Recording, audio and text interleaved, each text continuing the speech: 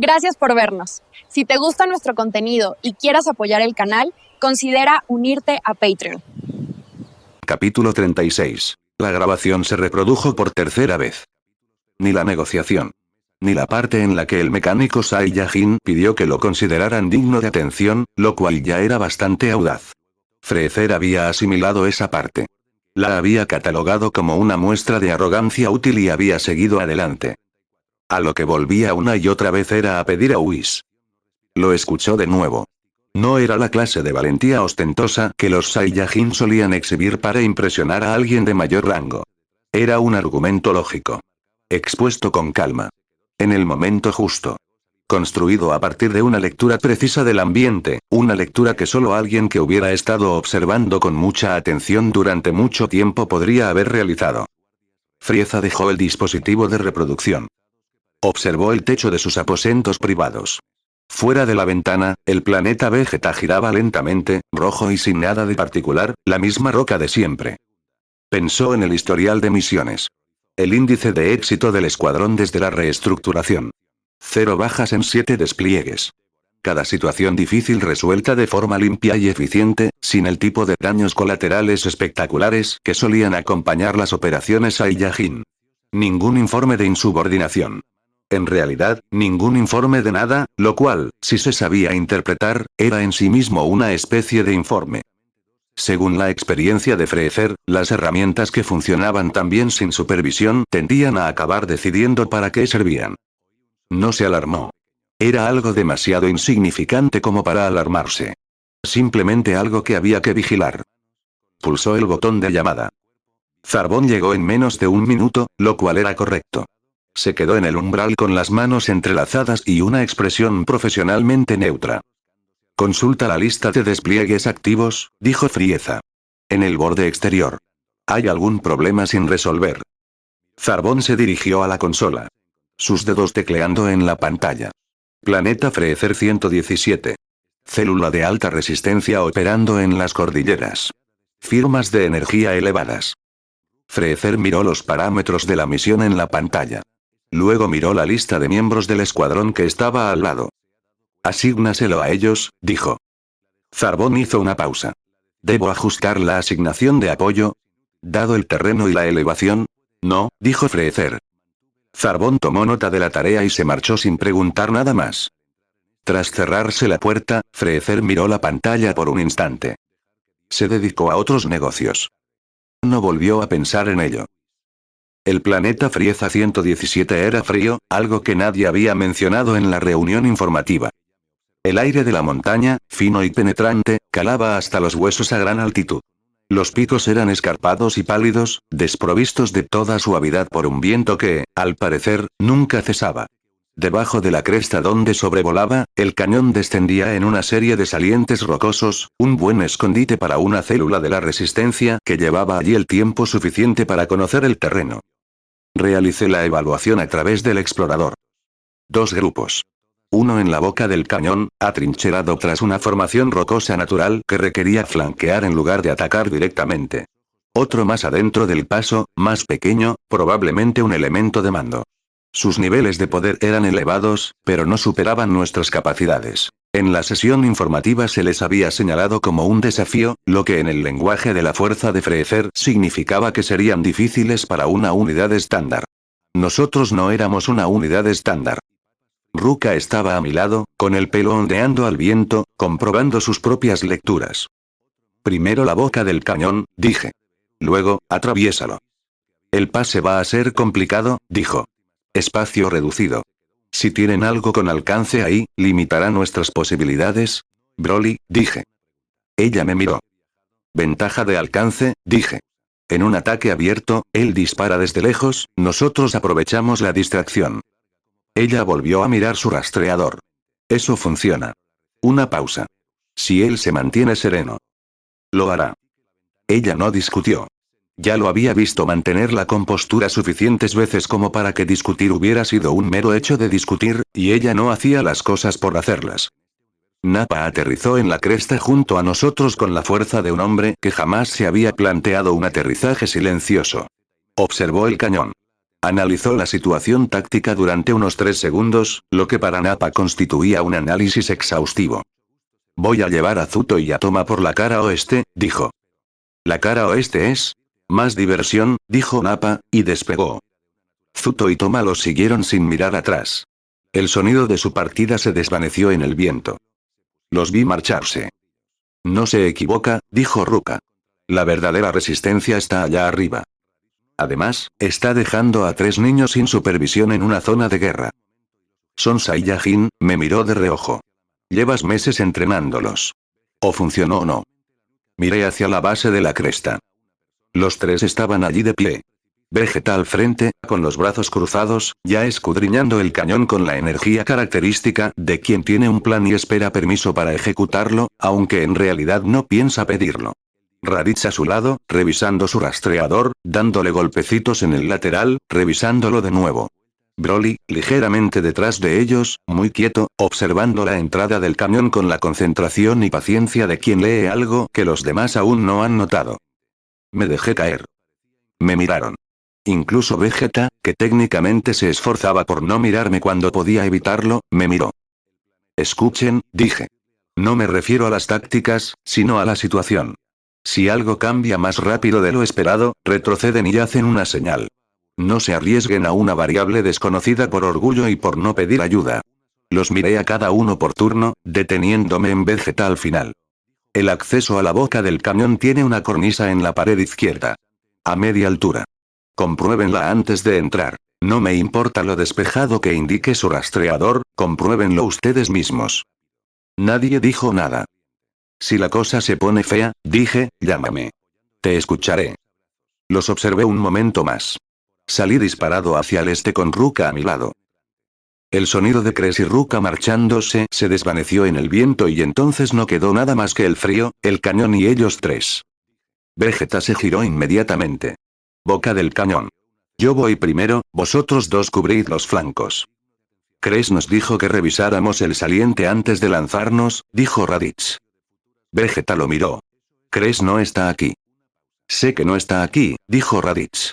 Yo también estaba allí cuando lo dijo. Algo en la forma en que lo dijo hizo que Vegeta se quedara inmóvil por medio segundo. Estaba acostumbrado a que Raditz se rindiera. Raditz se había rendido desde el primer día, en todos los frentes, desde todas las direcciones, y la ausencia de ese rédito ahora se sentía en el aire entre ellos como un cambio de temperatura. De acuerdo, dijo Vegeta, acortando la palabra. Revisaremos la cornisa. Observaron la entrada del cañón. La pared izquierda se elevaba abruptamente desde el fondo del cañón, interrumpida por sombras y salientes. El saliente, dijo Broly. Lo miraron. Él miraba la pared izquierda, a media altura, donde una cornisa natural sobresalía de la pared rocosa. A la sombra del saliente que había encima, no se veía nada. Hay alguien ahí arriba, dijo Broly. Raditz revisó su rastreador. Una señal tenue se resolvió en el borde de la lectura, justo en la posición de la cornisa. Tiene razón, dijo Raditz. Ataque por el flanco, dijo Vegeta. Por la izquierda, abrígate bien y ataca la cornisa desde arriba. Tú, señaló a Raditz, mantén la distancia y cúbrete. Tú, señaló a Broly, atácalo desde lejos cuando te dé la señal. Eso es básicamente lo que dijo Cres que hiciéramos, observó Raditz. Es lo que dije que había que hacer, dijo Vegeta. Los rastreadores emitieron un pitido. Los 3 miraron la pantalla al mismo tiempo. Señales entrantes desde el acceso este, rápidas, múltiples, no desde el cañón, sino desde la cresta que tenían detrás. La discusión terminó. Los 3 se giraron para mirar en la misma dirección sin decir nada, lo cual era en sí mismo una especie de respuesta a una pregunta que nadie había formulado todavía. La boca del cañón se derrumbó en 20 minutos. El paso fue más largo, estrecho, con movimientos restringidos, y la resistencia aprovechó bien el terreno, por lo que Ruka y yo tuvimos que esforzarnos para superarlo en lugar de atravesarlo. Ella tomó la pared derecha, yo la izquierda, y las acorralamos hacia el centro, donde ya no había a dónde ir. Para cuando nos reunimos de nuevo con los niños en el punto de extracción, la misión ya había terminado. Estaban de pie juntos al pie de la cresta. La armadura de Vegeta tenía una nueva marca de quemadura en el hombro. Raditz tenía un corte en la frente que ya había dejado de sangrar. Broly estaba ileso, lo cual era lógico. Los revisé sin que se notara que los estaba revisando. ¿Cañón? Dije. Claro, dijo Vegeta. No dio más detalles. Tampoco se quejó, lo que me indicó que la operación había salido lo suficientemente bien como para que hubiera obtenido lo que necesitaba. ¿La emboscada en el saliente? Dije. Resuelto, dijo Raditz. Lo dijo con una seguridad que no tenía hacía 3 meses. Miré a Broly. Broly me miró. Distancia, dijo. Bien, dije.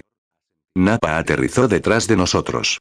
Tenía sangre que no era suya, lo que significaba que el flanco oeste había cumplido su promesa. Zuto cojeaba ligeramente. Toma parecía profundamente satisfecha consigo misma, con esa expresión que solo tenía cuando algo se había defendido con verdadera contundencia. ¿Listo? Dijo Nappa. Hecho, dije. Bien. Miró la montaña.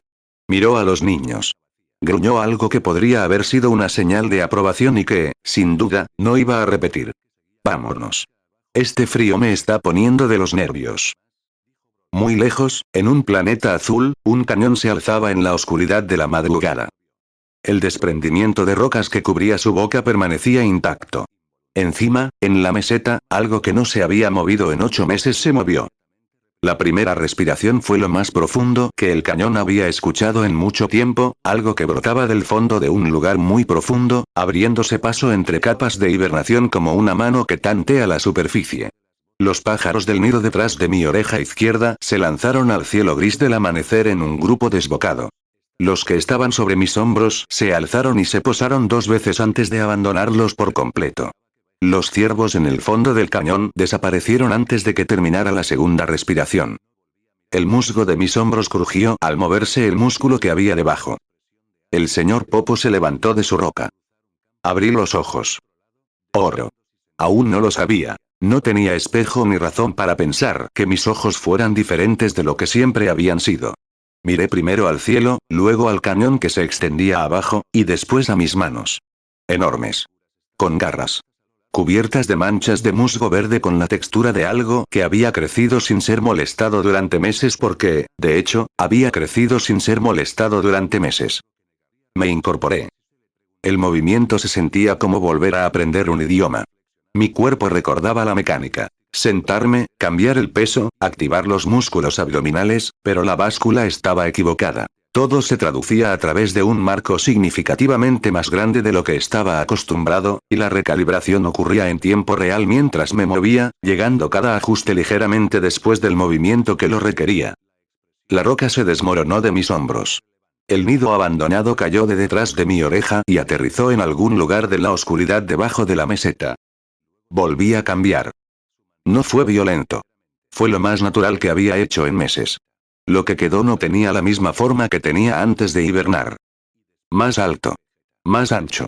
La densidad en la estructura era diferente, no exactamente más pesada, sino más estable, como un peso que, tras haber sido mal distribuido durante mucho tiempo, había encontrado su lugar. Estaba en la meseta al amanecer, con los ojos aún dorados y las manos completamente inmóviles, y sentía una calma absoluta y estructural que no tenía nada que ver con mis acciones conscientes. Me quedé mirando mis manos un rato. El oro se desvaneció lentamente, como la luz que abandona una habitación al ponerse el sol, de forma tan gradual que no se percibe el momento exacto en que desaparece. Los restos de Ikari se escurrieron de mis músculos, depositándose en algún lugar más profundo donde no podía sentirlos, pero sí percibir la forma de donde habían estado. El tamaño extra se normalizó.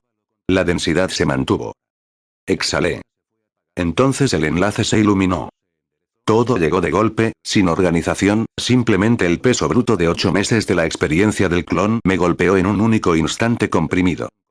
Mis rodillas no cedieron. Estuvo más cerca de lo que me hubiera gustado. Lo soporté. Cuando anocheció, miré al cielo. Los primeros rayos de sol asomaban por la cresta oriental, pálidos y pausados, haciendo lo que siempre hacía, independientemente de lo que ocurriera en la Tierra.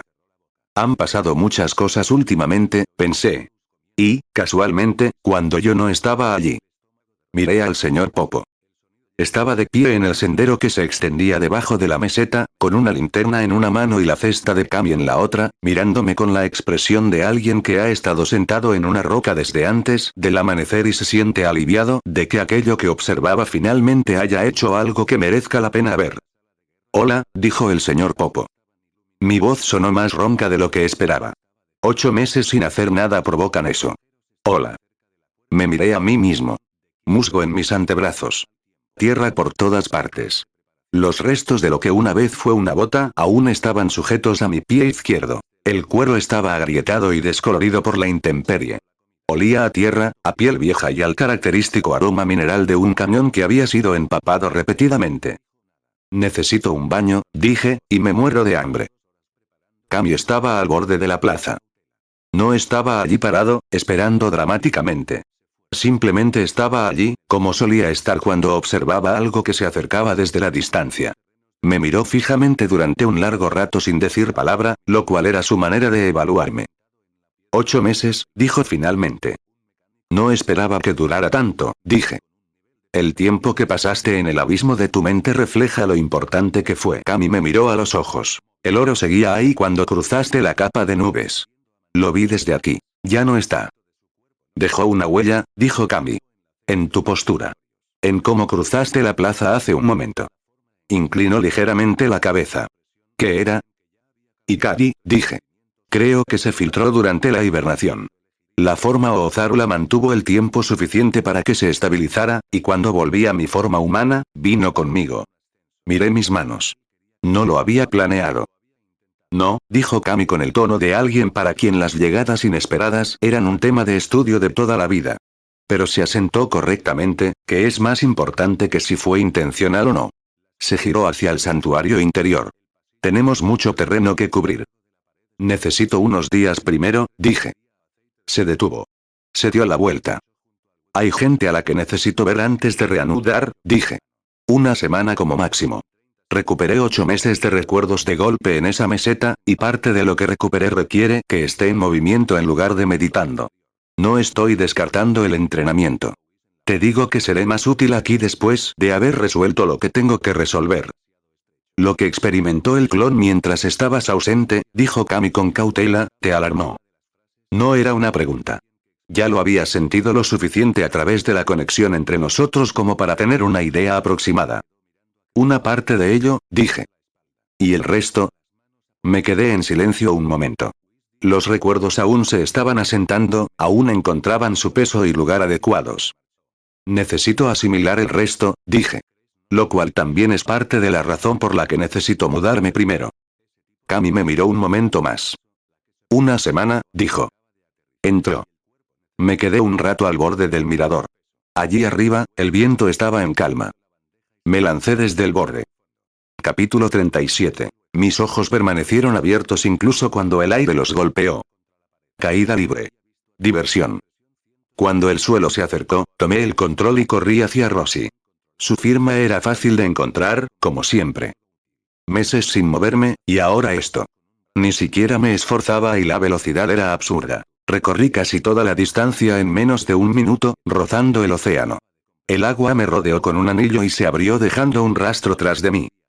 La casita apareció a la vista y me detuve en seco. La ola que había arrastrado siguió su curso sin mí y se tragó al maestro Rossi entero, que yacía en su silla de playa, probablemente leyendo sus supuestos tesoros. Un segundo después emergió, jadeando.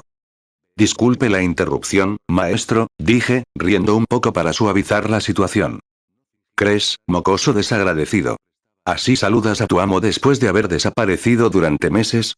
Salió del agua y se agachó sobre las revistas empapadas, soplando las páginas como si pudiera salvarlas. Mira lo que les has hecho a mis bebés. Lo siento mucho. No sabía que había mejorado tanto. HMPH. Me debes revistas, muchacho. Apartó la mirada. ¿Desde cuando el maestro Rossi se ha vuelto tan dramático? Me reí para mis adentros. Rossi, fingiendo seguir enfurruñado, le echó un vistazo al chico sin girar la cabeza. Ha cambiado.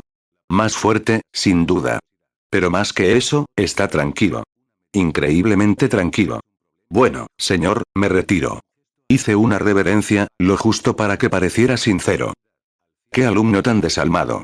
Vienes, arruinas mis tesoros, me empapas y luego desapareces enseguida.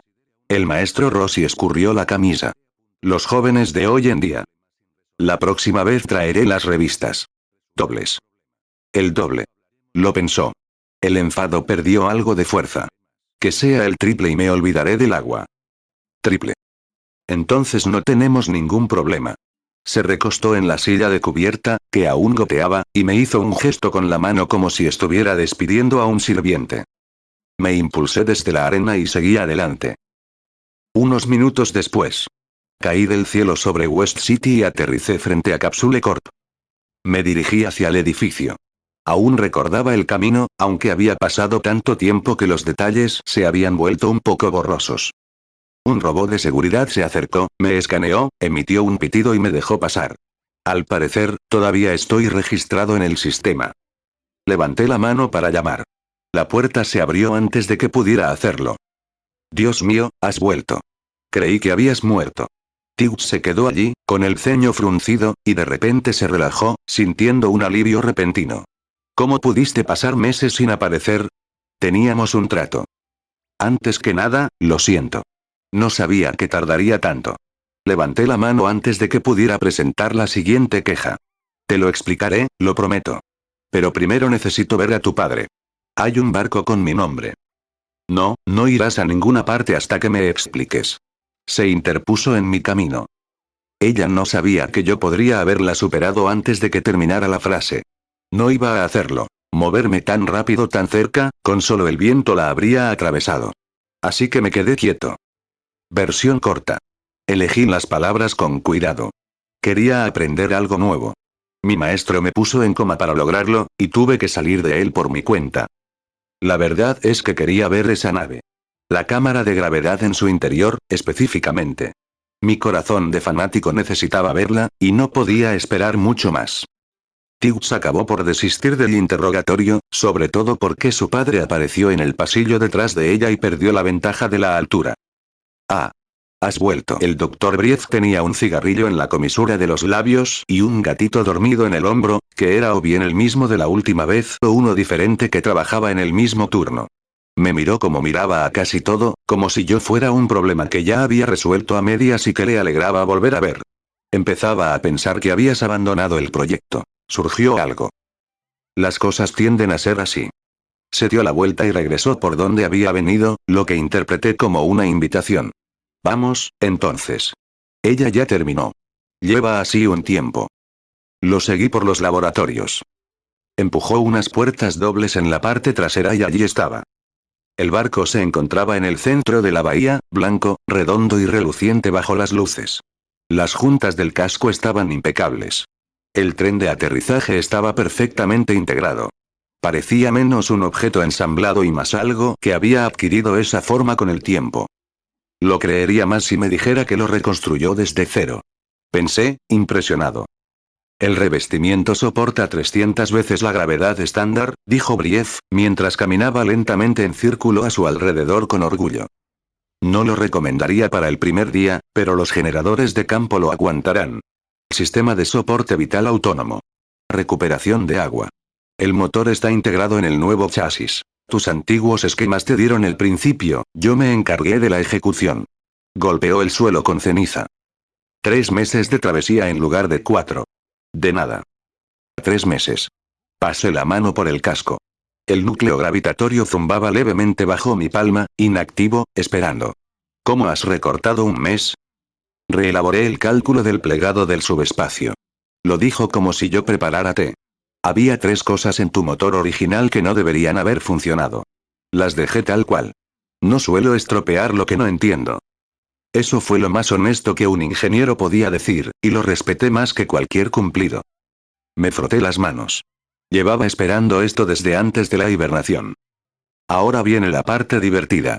Es hora de probar la cámara de gravedad. Adelante. Pero no te pases. Brief encendió un cigarrillo nuevo con el anterior. Prefiero no explicarle a Tews por qué su primer amigo, que desapareció durante meses, se convirtió en papilla el primer día.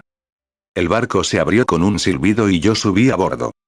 La sala principal era redonda y rodeaba por completo un grueso pilar central, donde se encontraba el panel de control, a juzgar por las pantallas que brillaban en su superficie. Las paredes se curvaban suavemente sobre la cabeza. Luminosa, limpia y más espaciosa por dentro de lo que parecía desde la bahía. Vale. No está mal. Encontré la trampilla empotrada en el suelo, cerca de la pared. Se levantaba fácilmente y una pequeña escalera bajaba al nivel inferior. Un pasillo estrecho con puertas. Un baño. Un dormitorio. Una cocina con encimera, algo que no me esperaba. Volví a subir.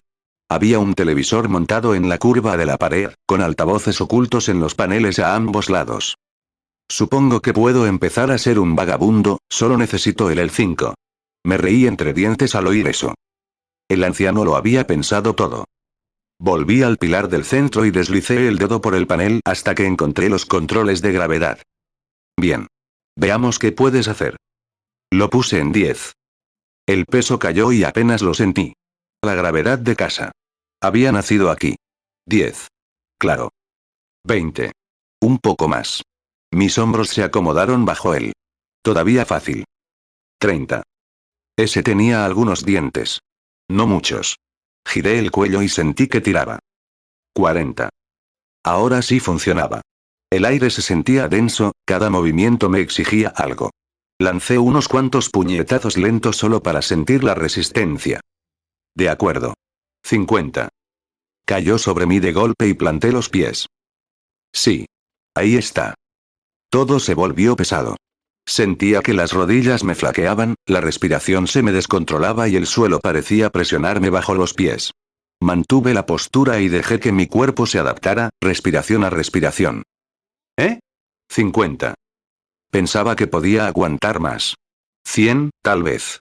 Pero había una diferencia entre golpear fuerte y mantenerse en pie bajo un peso que venía de todas direcciones a la vez, y yo había pasado años haciendo lo primero y casi nada haciendo lo segundo.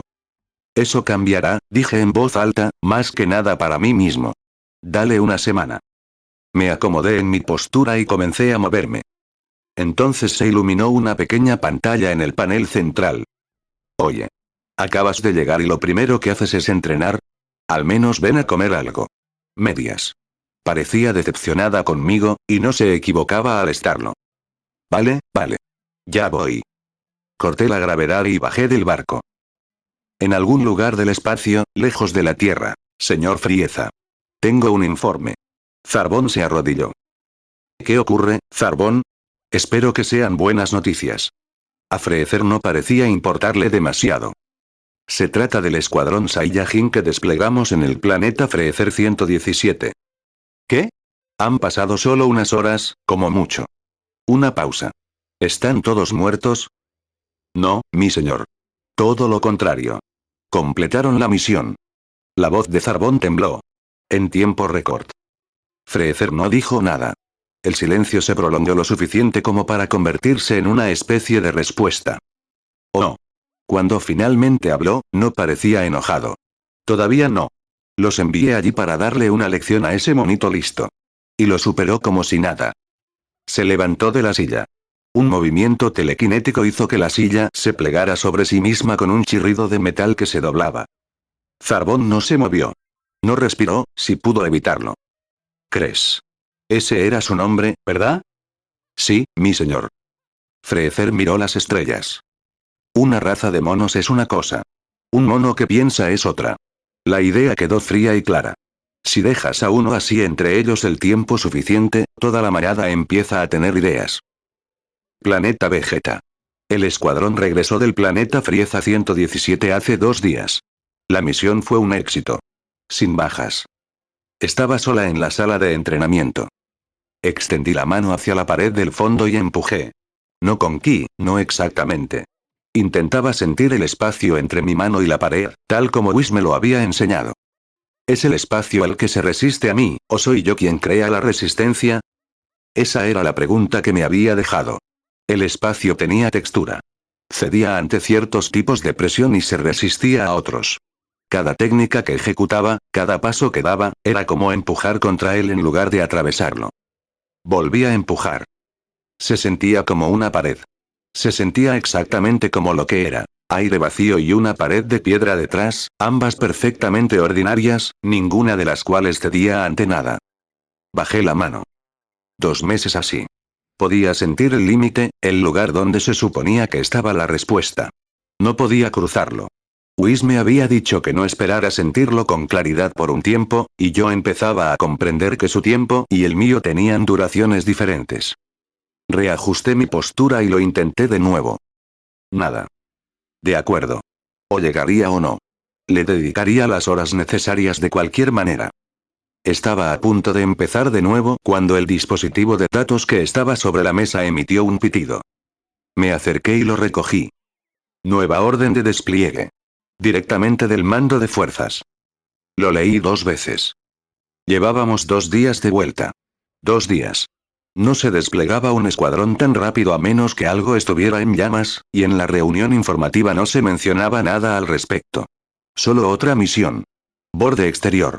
Parámetros manejables. El momento no era el adecuado. Me quedé allí con la tableta en la mano y le di la vuelta. Freezer me mantenía ocupado. Freezer me mantenía a la vista. Esa era la señal. Me había nombrado líder de escuadrón para poder vigilarme, y vigilarme significaba hacerme trabajar. Lo archivé y volví al muro. La misión podía esperar hasta que informara a los demás. La técnica no, porque le daba igual si trabajaba en ella o no, y lo único que me separaba de ella eran las horas. Volví a extender la mano. ¿Es el espacio el que se resiste a mí, o soy yo quien crea la resistencia? En otra parte de la nave insignia de las fuerzas de Freezer, el capitán Jinyu aterrizó en la bahía de Atraque y bajó de su cápsula con la satisfacción del deber cumplido. Zarbón estaba esperando. Capitán. ¿Buena caza? Impecable. Jinyu se encogió de hombros. La guarnición no duró ni 1 hora. Apenas valió la pena el viaje. Miró alrededor de la bahía. ¿Qué me perdí? Tienes la cara que pones cuando hay noticias. Algunos. Zarbón se puso a su lado mientras caminaban. El señor Freezer está de mal humor. Los Saiyajin. Los monos siempre son un problema. El escuadrón en la frontera. El que está al mando, el de clase baja. Zarbón hizo una pausa. Usted estuvo allí, capitán. Peluria. La interceptación orbital. El que habla, recordó Jinyu. El pequeño Saiyajin que había abierto un canal de comunicación en medio del vacío y había convencido al señor Freezer de no matarlo, nada menos. 15.000, postura contenida, demasiado sereno para su nivel. ¿Crees, o algo así? ¿Qué hay de él? Sigue completando misiones en las que se suponía que debía morir. Lord Freezer les asignó un planeta diseñado para destruirlos. Salieron ilesos. Cree que la criatura es muy lista. «Qué listo», dijo Jinyu como si le resultara extraño. La inteligencia no sobrevive a un capitán. ¿Freezer pierde el sueño por una mascota de 15.000? Sacudió la cabeza. Envíame. Haré que el escuadrón se organice. El niño sigue con ellos. Jinyu dejó de caminar. También lo recordaba. No había visto al chico, solo la cápsula y los números que los rastreadores habían raspado antes de que se sobrecargaran y dejaran de funcionar. En aquel momento sintió curiosidad. Curioso y ocupado, y se le olvidó en cuanto terminó el compromiso. Ha vuelto. El mutante, dijo. Sí. Sigue en el equipo. Sigue progresando. Zarbón bajó la voz. Los técnicos no saben ponerle límites. Eso es lo que les preocupa. No saben hasta dónde puede llegar. Jinyu se giró para mirarlo de frente. Un cuerpo que no había terminado de crecer. Un techo que nadie podía encontrar. Desperdiciado en un niño que no podía contenerlo, sentado en un escuadrón Saiyajin en la frontera, atado a un problema que Lord Freezer ya quería erradicar. Ya había archivado al chico una vez. Volvió a sacar el archivo. Él sonrió. Zarbón, dijo. Creo que es hora de que visite a ese equipo. ¿A cuál prefieres? ¿Al líder o al niño? Ambos, respondió Jinyu, reanudando la marcha con un paso más pausado. Sería de mala educación hacer el viaje y saludar solo a uno de ellos. Zarbón lo vio marcharse. Había servido a Freezer el tiempo suficiente para saber diferenciar entre un capitán que cumple con su deber y un capitán que desea algo. Capítulo 38. 38, confortable. La pared. El espacio entre mis manos. Resistencia. Pam. Llegué a un punto muerto. Días así, y nada. No funciona. Necesitaba despejar mi mente. Salí de la sala de entrenamiento y me detuve ante lo que tenía delante. No te andes con rodeos. Nos dijo que no iba a perder el control. Vegeta pateó a Broly por la espalda para dejarlo claro, y luego señaló a Raditz con el dedo. Raditz respondió por instinto, como se responde a un superior, sí, y entró corriendo. Broly recibió el puñetazo en el estómago sin inmutarse, agarró a Vegeta por el tobillo en el movimiento de preparación y lo lanzó en dirección contraria. Y él estaba tranquilo. Perfectamente tranquilo. Me quedé donde estaba y observé. Vegeta cayó al suelo, rodó y se puso de pie antes de que se disipara el polvo. No parecía enfadado por haber sido lanzado. Parecía interesado. Otra vez, dijo. Raditz ya se estaba moviendo. Esta vez atacó a Broly desde la izquierda, más rápido que antes, con un juego de pies más preciso. Hace 3 meses, lo anunciaba todo. Se podían predecir sus ataques un segundo antes de que impactaran. Ahora había una finta, un ligero movimiento del hombro que indicaba un golpe alto antes de que el golpe llegara bajo. No funcionó. Broly le agarró la muñeca y la sujetó. Pero lo había intentado. Ese era el problema. Ahora Raditz pensaba, no solo golpeaba. Broly lo soltó en lugar de contraatacar, retrocedió y volvió a su postura de combate. Esperando. Dándoles la oportunidad a propósito. Vegeta lo vio y no le gustó. No necesito que me lo permitas. Eres lento por la izquierda, dijo Broly. No era un insulto. Era un hecho, dicho como siempre decía Broly. Vegeta apretó la mandíbula. Luego, en lugar de discutir, ajustó su postura y avanzó por la izquierda. Vi a un príncipe de todos los Saiyajin aceptar una corrección, y hacerlo sin una sola palabra de queja, porque la corrección era correcta y alguna parte de Vegeta había decidido que tener razón importaba más que estar por encima de ella. Algo se instaló en mi pecho. Cálido. Sencillo. Me había pasado meses preparándome para Broly. Permaneciendo cerca en cada misión, observando sus manos, lista para interponerme entre él y el peligro en cuanto subiera la temperatura. Y allí estaba él, recibiendo golpes y dándolos, corrigiendo el juego de pies del príncipe, perfectamente nivelado, sin que nadie sujetara la correa porque no había correa que sujetar. Estaba funcionando. Todo. Mejor de lo que había planeado. Debería haber analizado con más detenimiento por qué ese pensamiento me resultaba tan reconfortante. En lugar de eso, salí por la puerta. Tu izquierda no es lo único que va lento, dije. 3 cabezas se giraron. Bajas la guardia cada vez que reinicias, dije, acercándome a ellos. Los 3. Terminas un intercambio, exhalas, bajas las manos durante medio segundo. Medio segundo es la muerte. Vegeta me miró como siempre, con esa mirada que aún no se decidía si debía sentirse insultado o no. Entonces, demuéstranoslo. Raditz gimió. Sabía lo que se avecinaba. Nos va a obligar a hacerlo. Voy a hacer que lo hagas, acepté. Broly no dijo nada. Simplemente se giró para mirarme y adoptó su postura de combate, y por primera vez me di cuenta de que casi sonreía. Esto es emocionante. Casi sonreí. Estiré los hombros y entré en el círculo. Vinieron a por mí juntos. Vegeta subió y Raditz bajó, practicando la sincronización perfecta, y Broly retrocedió medio paso para calcular el ángulo.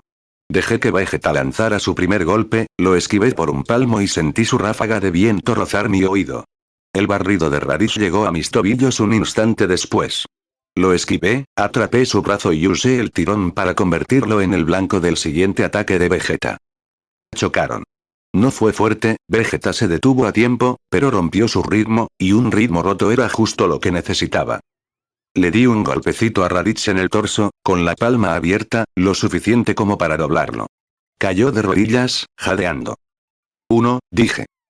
Vegeta gruñó y presionó. Era rápido, más rápido que su padre a esa edad, y sus golpes eran combinaciones limpias de 3 tiempos, sin movimientos innecesarios. Alto, alto, bajo. Codazo, rodillazo, un talón giratorio que me habría arrancado la cabeza si hubiera impactado. No aterrizó. Nada de eso aterrizó. Leí las combinaciones sobre sus hombros antes de que sus puños se lanzaran y retrocediera poco a poco, dejándolo perseguir, dejándolo gastarse en el aire. En la cuarta combinación dejé de ceder terreno. Me colé entre sus guardias, giré mi cadera hacia su pecho y lo tiré de espaldas al polvo. Tos. Fue entonces cuando Broly se movió. Sin previo aviso.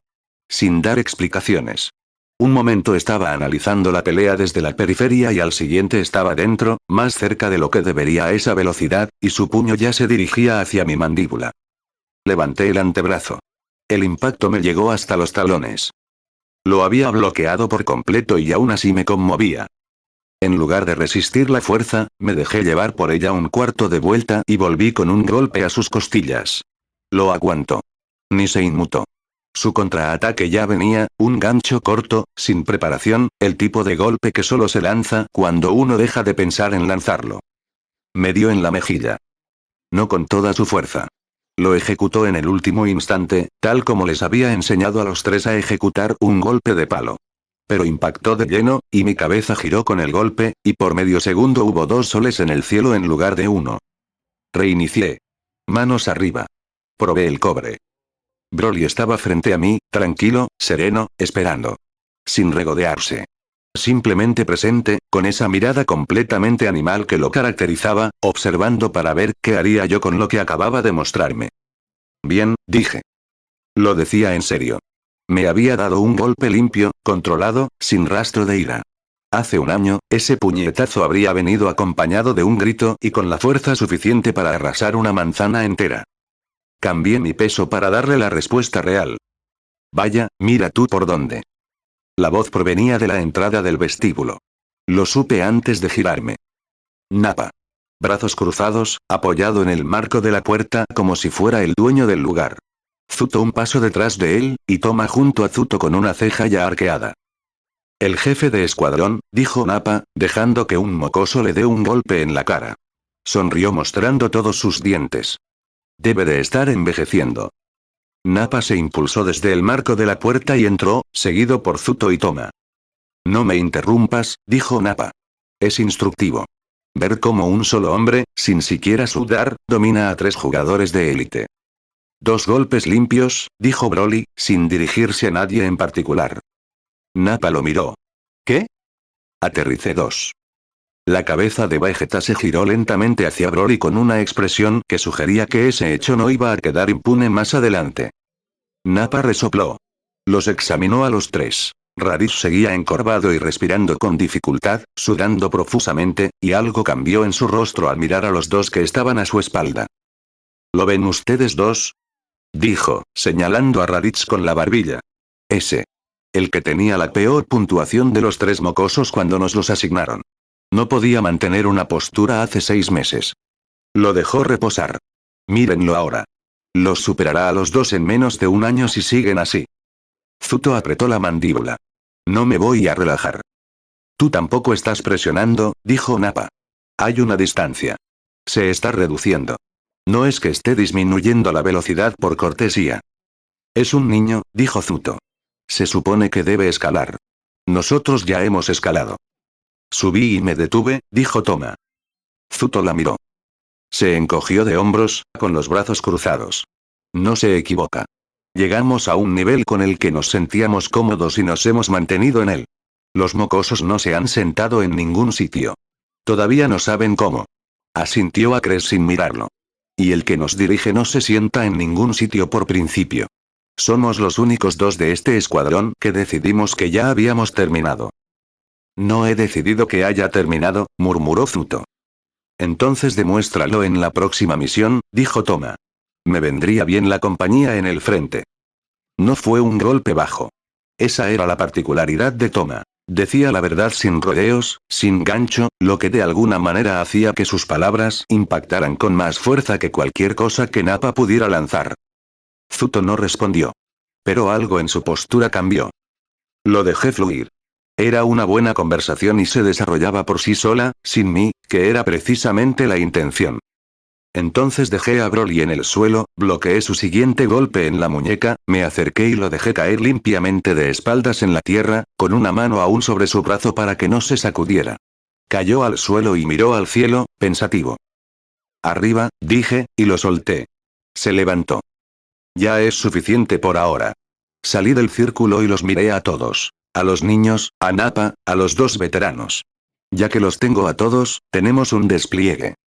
La reacción fue inmediata y unánime. Acabamos de regresar, dijo Raditz, aún encorvado. Se enderezó lentamente. Hace 2 días que volvimos. Lo sé. 2 días, repitió, como si la repetición pudiera cambiar algo. ¿Dónde? Preguntó Nappa. Todavía no se queja. Periferia. Objetivo de conquista, esta vez no es una célula de la resistencia. Para entonces ya había leído el informe 4 veces y no había mejorado en absoluto. Mundo fortificado. Ejército establecido. El tipo de lugar que se conquista en una semana si todo sale bien. ¿Y si no es así? Preguntó Toma. Más extenso. El rostro de Nappa reflejó su expresión habitual cuando decidía gritar algo. 2 días. Despejamos un planeta donde esperaban enterrarnos, salimos ilesos, y la recompensa es que nos envían de vuelta a algo más difícil. Escupió hacia un lado. No hay honor en ser tratados como mensajeros. Somos guerreros, no carga. No se trata de honor, dije. Nunca se ha tratado de honor. Sé de qué no se trata, señaló con el pulgar hacia el cielo, hacia la nave que permanecía allí en órbita, donde siempre estaba. Eso no significa que tenga que gustarme ser su chico de los recados. Nadie discutió eso.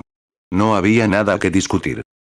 Vegeta se había quedado callado de una forma que indicaba que era la persona más enfadada de la sala y se negaba a expresarlo con palabras.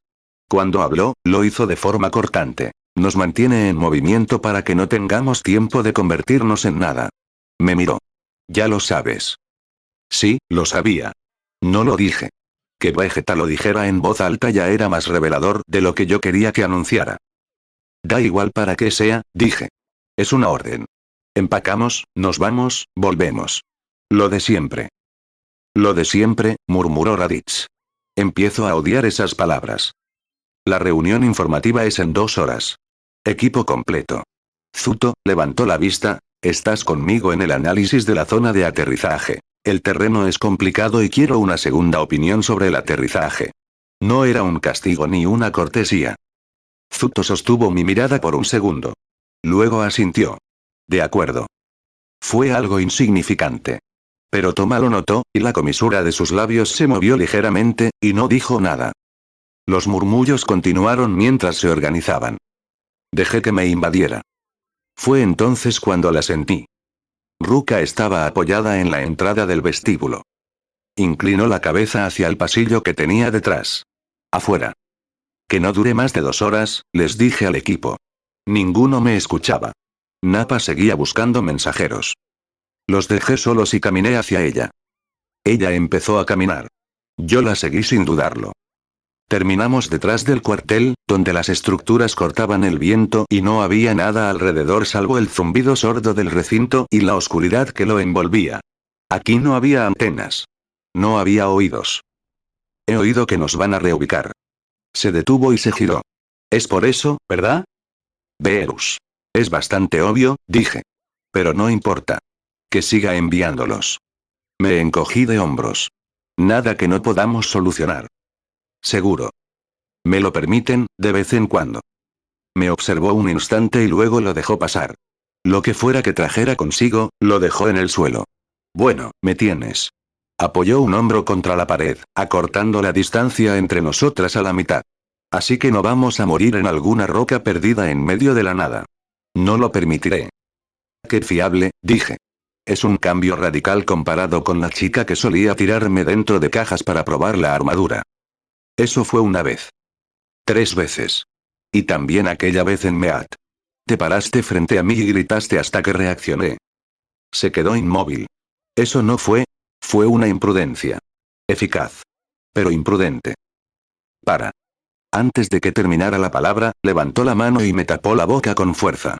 Deja de sacar el tema. Se le pusieron las orejas rojas. Y también el puente de la nariz. Entré en pánico.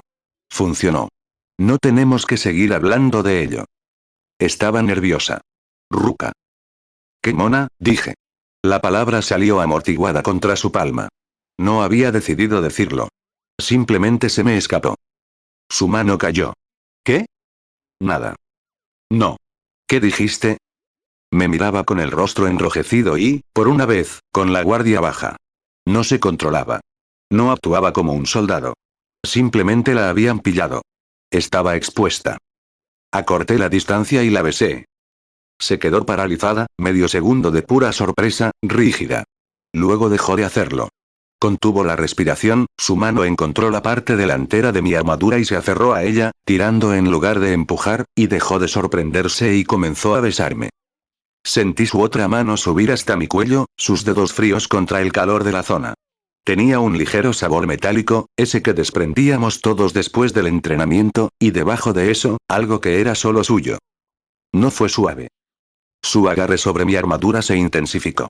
Apoyé una mano contra la pared junto a su cabeza. La piedra crujió levemente bajo mi palma porque, por una vez, olvidé tener cuidado con mi fuerza, y por una vez, eso no importó. Cuando finalmente nos separamos, ambos respirábamos con más dificultad de la que requería la conversación. Ella no retrocedió. Yo tampoco. Su mano seguía en mi cuello. La mía seguía en la pared, en el pequeño cráter que había hecho allí. Se podrían haber dicho unas 100 cosas, y todas ellas habrían sido menos importantes que lo que acababa de suceder. Así que no recurrí a ninguna. Ella tampoco. El informe se entrega en 2 horas, dijo finalmente. Su voz no era del todo firme. Deberíamos regresar. Deberíamos. Ninguno de los dos se movió. Ella se recuperó primero. Dejó que su mano se deslizara de mi cuello, se apartó de la pared y rozó mi hombro con el suyo al pasar. Un gesto lo suficientemente fuerte como para significar algo. Lo suficientemente leve como para negarlo. Mañana en el mismo sitio, dijo. No era una pregunta. No miró hacia atrás. Me quedé allí un segundo en la oscuridad, detrás del cuartel, con la huella de una mano marcada en la pared y el sabor de ella todavía en mi boca. Hola a todos, visita nuestro Patreon y apoya el canal para obtener acceso a los capítulos adelantados.